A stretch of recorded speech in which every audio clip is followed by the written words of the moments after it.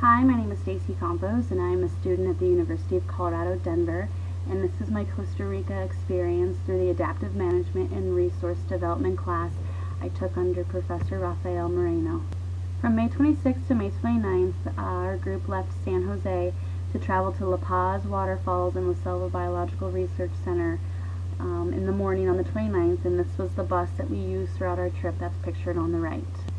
Driving through Costa Rica was probably one of the longest parts of our entire experience. The infrastructure of Costa Rica is starting to grow, so the dirt roads are now becoming paved, and their system to deal with soil erosion is part of the reason the street construction takes so long. As you can see, this is a photo I took when we pulled off of one of the main streets that overlooks metropolis San Jose, and you can see the volcanic and mountain range in the background. And then closest to us is the more agricultural side of Costa Rica. La Paz Waterfall was just this extraordinary place we first visited. Here it has 5 different waterfalls. It has sections for an aviary, a serpentarium, renarium. There's a wildcat area. There's monkeys there, butterfly pavilion, and a hummingbird area. The butterfly pavilion was probably one of my highlights of La Paz. There was just thousands of butterflies flying around, and as you can see in this photo, there's several different species of them just eating food right there in front of you. You had to be careful where you walked, just because you didn't want to step on a butterfly as well. There are over 100 species that have been rescued illegally, and Costa Rica has taken them into La Paz and has made it kind of a wildlife refuge as opposed to a zoo. We were able to hike 3 of the 5 waterfalls. One of them is pictured here, and the renarium that they had there, which is pictured right here on this slide, shows frogs that are sleeping during the day, and we had a guide in there whose job was to educate all the visitors that came through on which frogs were what, and showed us ones that were hiding around the area. La Paz is a new section of the rainforest. As you can see in this photo, it just resembles most likely like a botanical gardens. Everything was beautifully landscaped and very appeasing to the eye.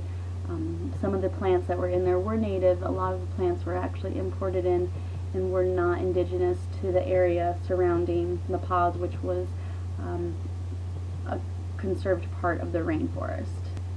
After leaving La Paz Waterfall, we drove to La Selva Biological Reserve, which is located on the Caribbean Central Mountain Range side of Costa Rica. And this is a primary rainforest with an abundance of wildlife. As you can see in the top right corner, there was wild boar that kind of walked around the areas where the researchers were staying. Different types of bugs you could see. There was leafcutter ants everywhere. Types of trees, the one that's pictured on the left, they estimated was between 100 to 300 years old. One side of the bridge we stayed on, the other side where, as you can see pictured, we had to walk across where there was a river with crocodiles in it. The other side had different trails that you could walk around through the selva, where we took day and night hikes with guides that were able to show us wildlife that we probably would have never been able to see with our own eyes. Several different groups come to La Selva for educational purposes, and we were fortunate enough to receive a demonstration and a lecture from 2 GIS mappers discussing their research and their data findings, and what they were trying to do was GIS the rainforest canopy in regards to carbon emitting and storing and the change of the climate due to global warming.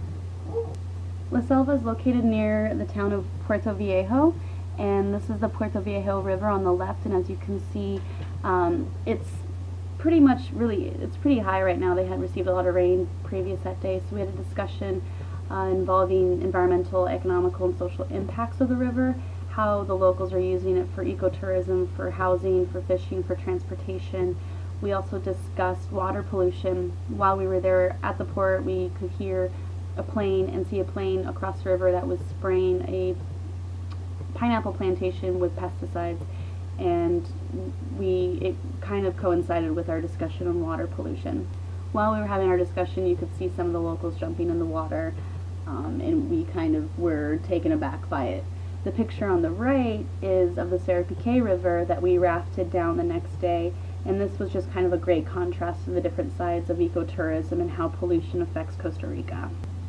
This was more photos of our trip. You can see our guides on the left preparing lunch for us. Whatever was left over we threw in the river. You know, one sustainable aspect that they had was that nothing goes to waste here that could be used, that's useful for all the biodiversity around us. From May 29th to May 31st, we traveled to the northern mountains of Monteverde and La Fortuna, and we visited Don Juan's educational farm, Arenal Volcano National Park, and Lake Arenal. Don Juan's farm was probably the highlight of the trip for me. Don Juan is he's so passionate and very visionary about what he's doing with organic farming.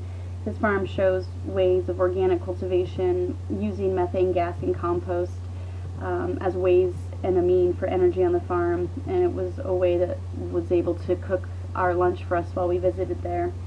While we were there, we were able to taste several different kinds of plants used as medicine, and we also got to visualize the plants that were used for dyes that were used in some major cosmetics.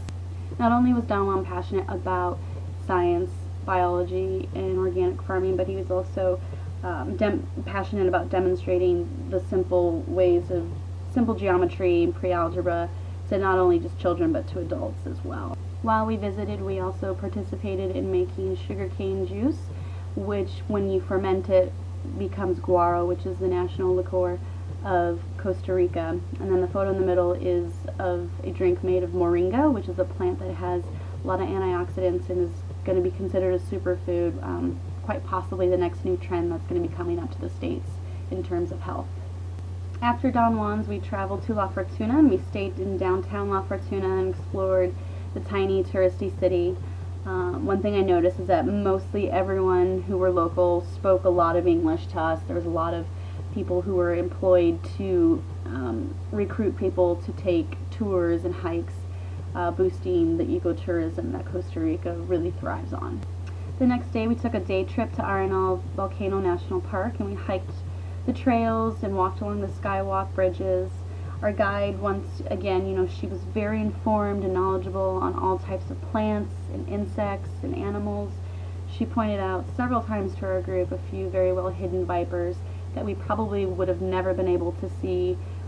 Our group was just enthralled with how dense the rainforest was and how many things are very well camouflaged and hidden and that just live in the rainforest. Once we reached the top of our hike, we participated in zip lining, which I think was a highlight for every single person in the group. We zip lined through tree canopies, over the forest. You could see just how thickly dense the rainforest is, and it was just a highlight for everyone, a big bonding moment for our group. Afterwards, we sat down and had a discussion near Lake Arenal and discussed the dam curtain and how hydroelectrical energy is used in Costa Rica and the pros and cons of it to the environment and to the people who live around it.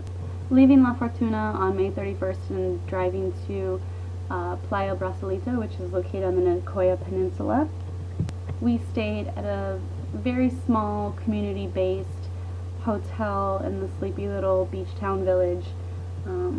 Here we had discussions involving the juxtaposition of high-end and mass tourism versus the community/local-based tourism and the social, economic, and environmental impacts that the high-end has on the local communities. This was also where I was able to have my expert in the field lecture on the legalities of turtle hatching and egg farming. Unfortunately, we were not able to go to a turtle conservational beach because they were closed, but walking up and down the beaches you could see the contrast between the high-end beaches with the very expensive resorts versus the beach we stayed at in Brasilito. We also visited Tamarindo for about an hour and a half, and that was a very touristy area, and I think I could speak for the rest of the group was that we did not appreciate Tamarindo for what it was. It had a very nice beach, but we absolutely preferred La Brasilito. While hiking from La Brasilita to La Concha Beach, we came across signs like this that really spoke out to the community, one way of communicating. the effects of pollution, not only from tourists but from the locals as well. From June 2nd to June 4th, we traveled to Monte Alto in the adjacent town of Hochanta. Hochanta is one of these towns that is actually has a little bit more money due to the timber production and the increase in teak farms. Driving from La Fortuna to Hochanta, we noticed about 30 different teak farms, and we have pulled over to a logging facility right here and had a discussion about deforestation. We arrived at Monte Alto National Reserve, and it's a lot different than La Paz or from La Selva. The community is actually paying for the land that is being preserved and is being, for being conservation. They're protecting the waters and the wildlife and the biodiversity that's there. We stayed in a 2-story rustic lodge that had rooms on the bottom, and then up top had a very open area where you could sleep under mosquito nets. Howler monkeys came out at 4:30 in the morning and basically howled all day, followed us around, ate mangoes above our head. Every day we had a cute little lady who made us breakfast and dinner of Costa Rica's local dishes with the gallo pinto and the plantains. Everything was delicious. The hospitality here was just fantastic. This place really gave us a sense of what community really means to Costa Ricans and just how hospitable they are to foreigners and to tourists like ourselves. This was the view from the top of the rustic lodge, where one night we actually had the joy of watching a termite infestation literally come into the lodge and take over the entire place. It was probably one of the negative points of our trip, but we all had a really good laugh about it after. The second day in Monte Alto, we went to Barahona National Park, where we did probably one of the hottest hikes ever. The mosquitoes were treacherous. The hike was very steep, but we wanted to go and do the cave dwelling. So there are 42 caves in the Barahona National Park, and only 19 of them have been discovered, and one of them is open to the public, which is the one we went to, which is the Tersopielo Caves. This is us descending into there, and you can see the formations that are made from limestone and from calcium carbonate. Their formations are named after what they look like, so these are the jellyfish ones. This is us descending even further into the cave.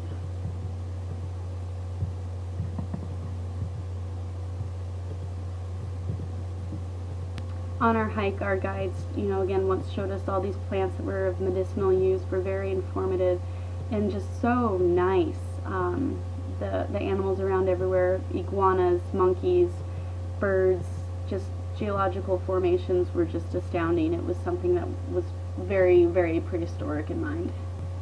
And then the last leg of our trip, we ended up back in San Jose, where we kind of did a city tour. So we visited several different areas of San Jose. One place we went to was the National Museum of Costa Rica, when this was the original fortress that was used during the Civil War. Inside they had replications of colonial rooms. They had actual jail cells from incarcerated politicians. They had a room full of gold, and they had several different stone spheres that have just been known around the world as these geometrical anomalies. Nobody knows how they got there, nobody knows why they're there, but they were all over the museum. And on the left side you could see the stone. On the right side is where they had another butterfly pavilion that they used essentially in the jailhouse courtyard, as you can see. Another museum we visited was the Jade Museum, which is the largest in the world. This museum was very interactive, not only for children but for adults, and just the way it was laid out was fantastic. Probably one of the best museums I've ever visited. Downtown San Jose is very progressive, has huge metropolitan growth, so many historical buildings just walking around. You have, National Theater Museum, all the culture from the people and the parks, the murals on the wall, the music that's playing, everything was just fantastic. It was great to kind of get back into the city as well. It wasn't as hot and less bugs is another thing that was very nice. Overall, our trip was amazing. I love Costa Rica. I'm absolutely coming back. And I just want to say thank you to Professor Rafael Moreno for an incredible experience. Thank you.